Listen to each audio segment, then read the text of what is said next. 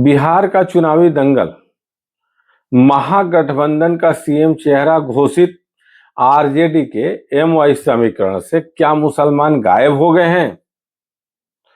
बिहार विधानसभा चुनाव से ठीक पहले महागठबंधन के भीतर चली तनातनी अब थमती दिख रही है।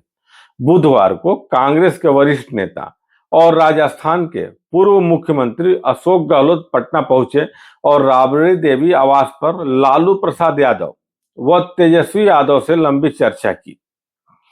मैं हूं सरदिंदु भूषण और आप देख रहे हैं गौरतलब न्यूज।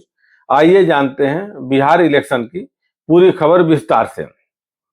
मुलाकात में तेजस्वी यादव को मुख्यमंत्री पद का चेहरा घोषित करने पर सहमति बन गई।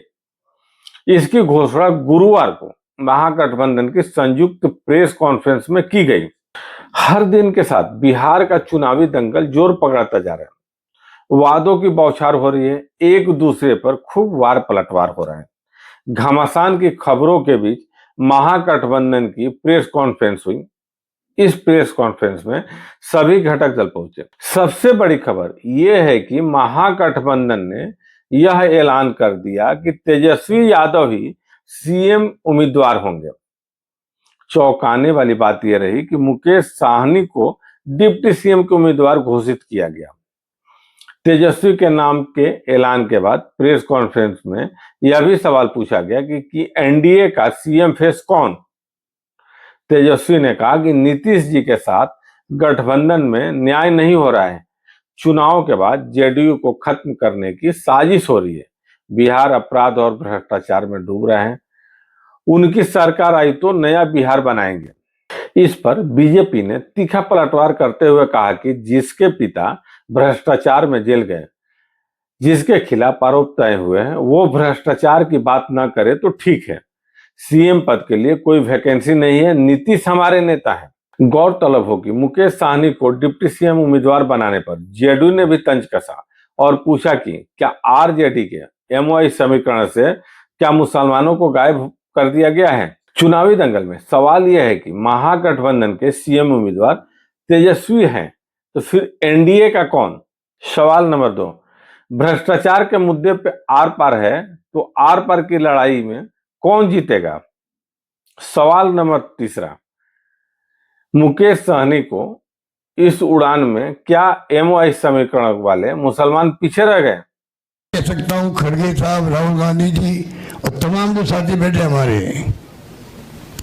इन सब की राय लेकर के हम लोगों ने तय किया है इस चुनाव में अगले मुख्यमंत्री चेहरे के रूप में तेजस्वी यादव जी को हम लोग सपोर्ट करते हैं, जो एक नौजवान है, लंबा फ्यूचर है इनके साथ में। और मेरा अनुभव से मैं कह सकता हूं जिसका लंबा फ्यूचर होता है पब्लिक उनको साथ देती है। ये नौजवान है, कमिटमेंट रखते हैं। पिछली बार भी जो स्लोगन दिए थे, नौकरी के दो या कोई दो, या जो वादे किए थे उसमें खरे उतरे ही। तो ऐसा व्यक्तित्व आपके सामने नौजवान के रूप में आया है। सोच समझ के सबने फैसला किया है कि नेता के रूप में उत्तरी मैदान में राहुल गांधी जी ने मिलकर जो यात्रा करी थी, बड़ा इम्पैक्ट है। आने वाले वक्त में इनके अलावा राहुल जी भी आएंगे और नेता आएंगे, प्रियंका जी भी आएगी, सब नेता आएंगे।